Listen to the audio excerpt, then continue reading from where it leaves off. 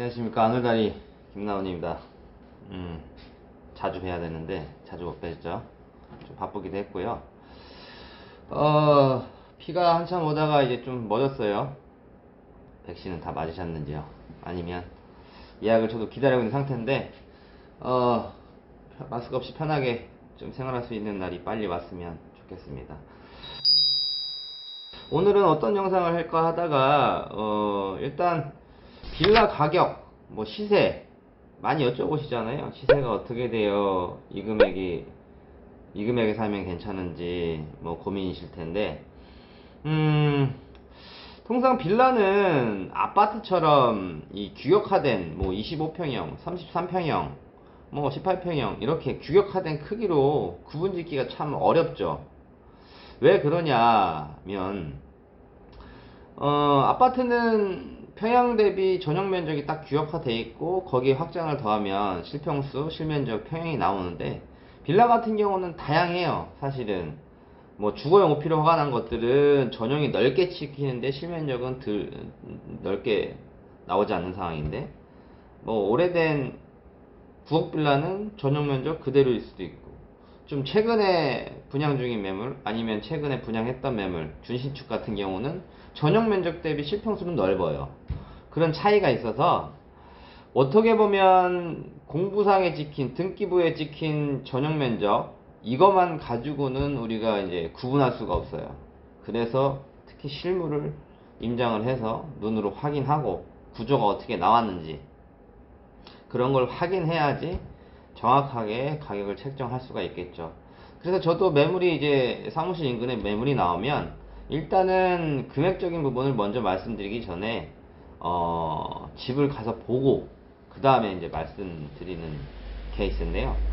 왜 그러냐면 빌라 같은 경우는 뭐 크게 신축 분양하는 분양 매물이 있고, 또 5년 10년 안쪽에 이제 준신축 엘리베이터 있는 준신축 매물이 있고, 그 다음에 2002년 전후로 해서 피로티 구조의 20년 가까이 된 빌라들이 있고, 그리고 뭐 90년 그 전 이후 30년 된 오래된 구억 빌라가 있어요. 그래서 그런 부분 연식에 따라서 조금은 다르게 판단할 수도 있고, 그 다음에 빌라는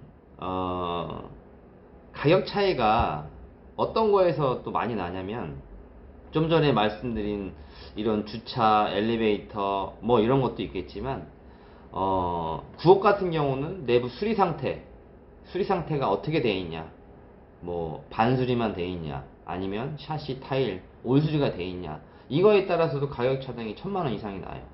그 다음에 똑같은 똑같은 라인의 호수지만 수리도 동일하지만 채광이, 어떤 집은 상당히 앞에 막힘이 없어서 뷰도 좋고 채광도 좋은 매물이 있는 반면에, 어떤 매물은 내용상은 좋아, 등기상 뭐 서류상 뭐 수리 상태 다 좋은데 전면이 막혔어, 채광이 없어.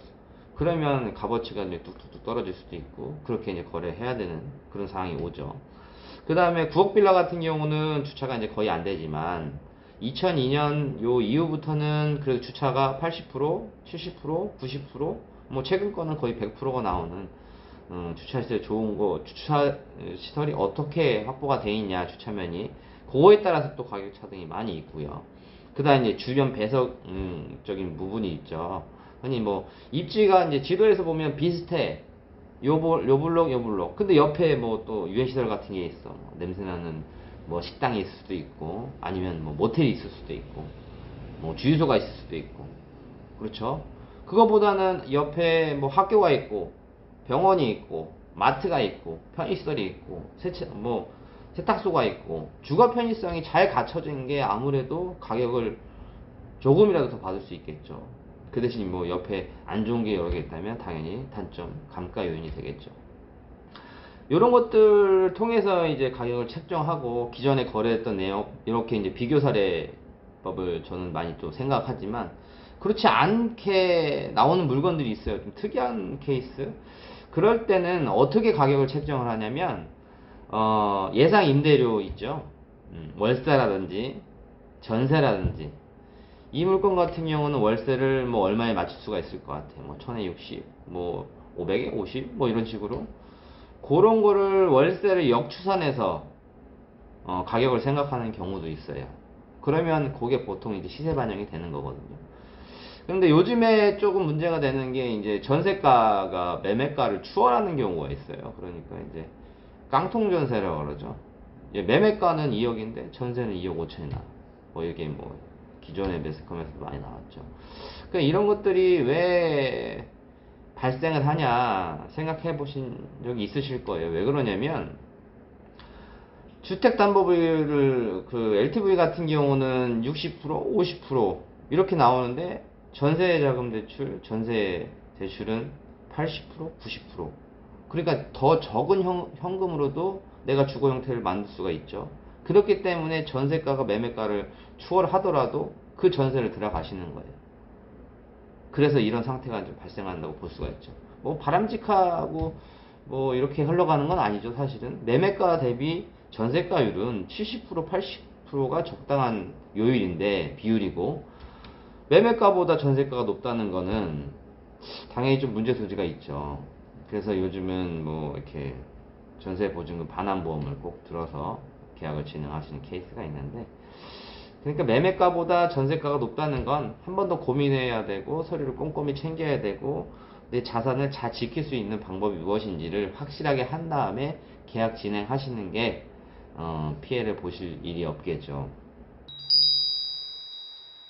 사실은 저는 이제 신축도 팔고 준신축 9억 결이 좀 달라요. 그러니까 어떻게 봐야 되냐면 신축 빌라를 사시는 분들 같은 경우는 금액이 세지만 적은 현금으로 예비 가능하니까 이런 분들이 많고, 준신축 빌라 같은 경우는 약간의 현금이 더 있지만 적은 이자 부담, 매매가가 이제 낮기 때문에 그렇게 생각하시는 분 많고, 사실은 2002년 전후의 매물 같은 경우는 어떤 분한테 좀 코드가 맞냐면 월세 수익성 모델을 보는 분이 맞아요.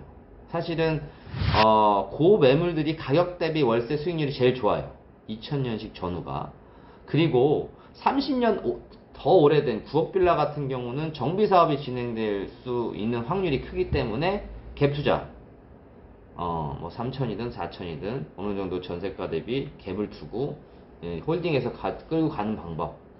그래서 집을 내가 실주거용으로 쓸지 아니면 투자용으로 쓸지는 연식 요 부분 그렇게 구분지어서 이렇게 보시는 게 좀 맞다고 보거든요. 최소한 저희 사무실 주변은 그래요. 그래서 저희 사무실 오시는 분들이 다양하죠. 뭐 투자자도 있을 수 있고 실입주자도 있을 수 있고 그 다음에 월세를 놓으려고 하는 분도 있고, 그러면 그거의 코드에 맞게 이렇게 안내를 받으시는 게 합리적인 판단, 좋은 매물을 취하는 방법이라고 생각합니다. 그래서 저희가 일단은 중개를 할 때는 그런 부분을 좀 더 어떤 코드에 맞춰서 매입을 하려고 하는지를 분석을 한 다음에 그거에 맞게 조금 상담, 안내를 해드리는 경우가 많이 있죠. 이렇게 뭐 정신없이 떠들었는데, 일단은 좋은 판단을 하기 위해서는 나름대로 많이 좀 임장도 하셔야 되고 비교 물건도 비교해 보셔서 그래야 이제 좋은 물건을 취할 수 있겠죠. 이렇게 빌라의 가격 책정되는 뭐 이런 뭐 메커니즘 뭐 저희 판단 뭐 이런 거를 안내해 드렸습니다. 네, 지금까지 한우다리 김상훈이었습니다.